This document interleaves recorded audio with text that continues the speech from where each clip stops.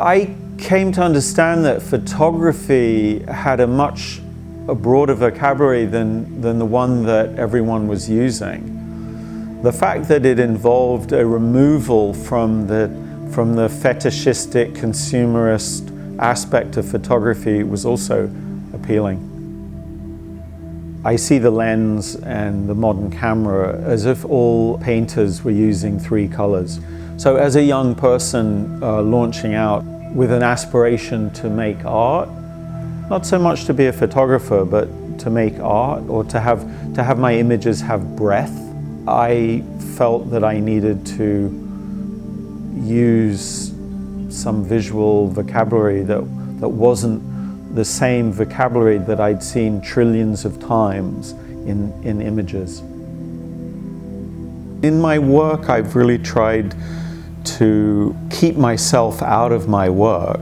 The marks behind you are not made by my hand, so I'm not planting the shrubs, I'm not gardening.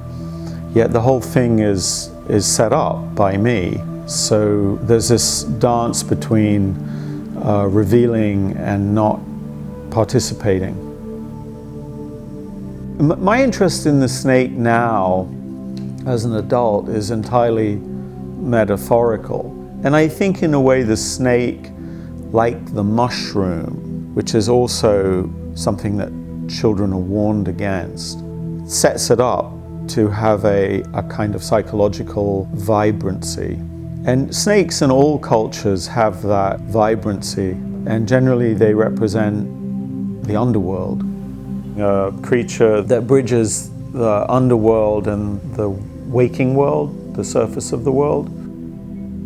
So the bird, in a way, is a symbol of a creature that bridges the world between the upper world and this world. It's the opposite of the snake. That's why the series, most of the works with the bird are in the series called In Between, because it's in between earth and heaven, between silver and gold.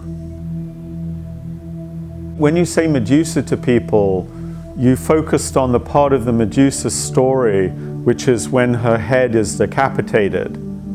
So there's an image of Medusa's head. But the Medusa story is right around that.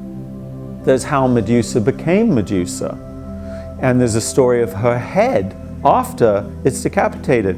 The image of the snakes in the wedding dress came to me because I'd had this desire to understand Medusa, but the image came unconsciously.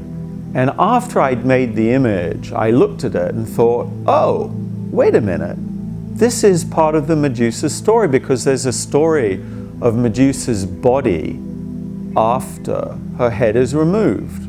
Out of Medusa's neck, 2 drops of blood emerge, and when they hit the ground, 2 creatures are born.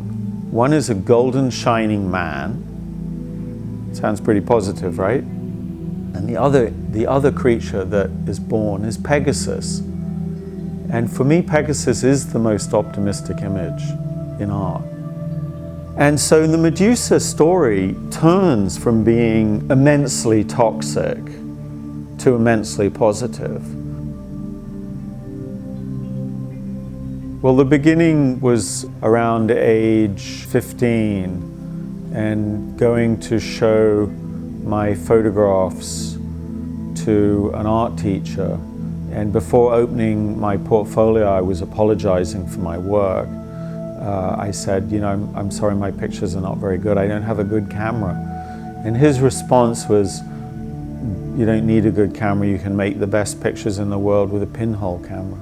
And that one sentence I considered to be my entire education at that school. And years later, I thought, well, I'll try that. So I made a pinhole camera. And that led me eventually into the idea of using no camera. Photograms, I think, appeal to me because immediacy, freshness, unexpectedness, the scale relation of 1-to-1. I was able to take control of the image. I was able to make the image rather than take the image. the outside world was no longer of interest. I could generate a world of my own. These pictures are made with a single drop of water. If you imagine a drop of water falling into a body of water, it creates a circular wave.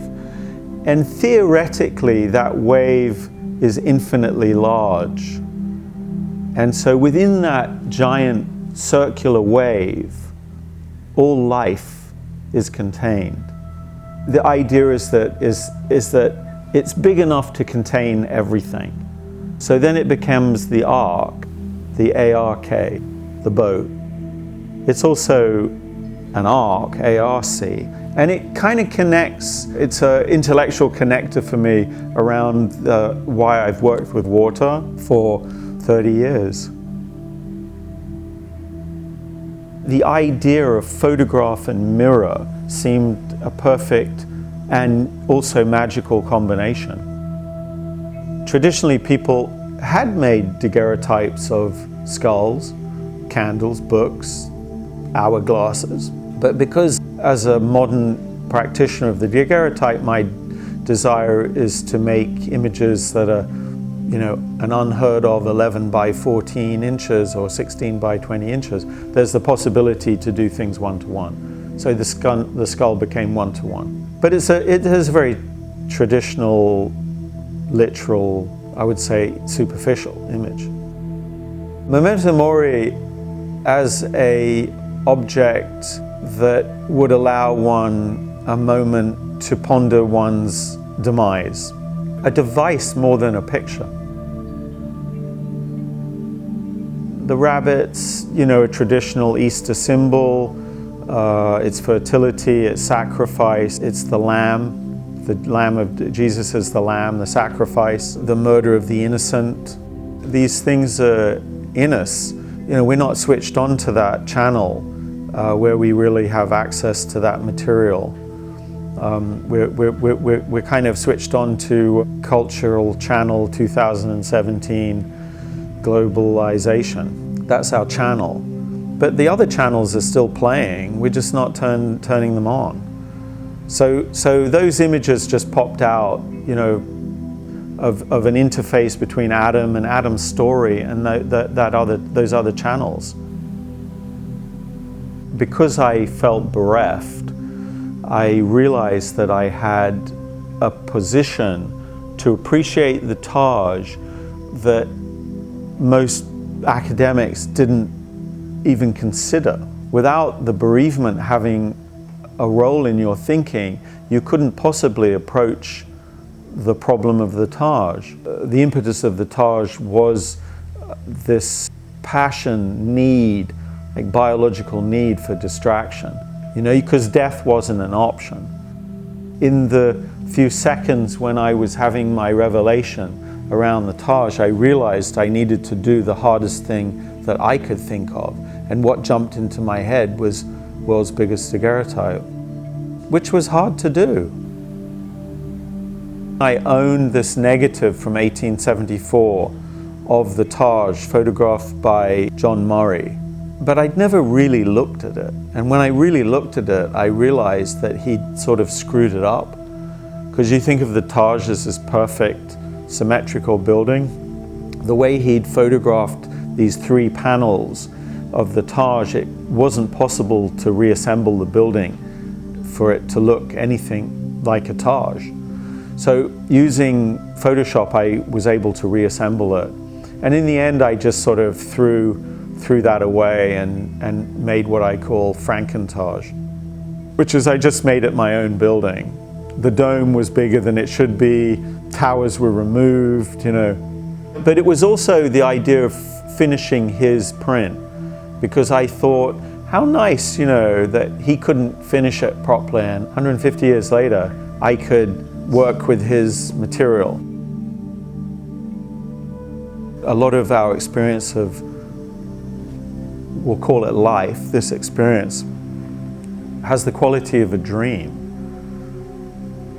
I mean, we're going to be dead in a few minutes. And what's the difference between dying at 40 and dying at 80? Not really much. So what's real? If this isn't real, what's real? I think sometimes we get an intimation of what's real. And it's not the solid, tangible, material world. I think what's real is also constant and eternal. I think of my work and all of those pictures as signposts. And they're signposts to a destination that can't be named. And the signposts are more or less accurate. I feel some signposts are very good. They're pointing in the right direction and they're very readable. And others are just, small and like go that way maybe, but they're not the destination. Those pictures are not the destination. I can only point. That's my job, it seems, to point.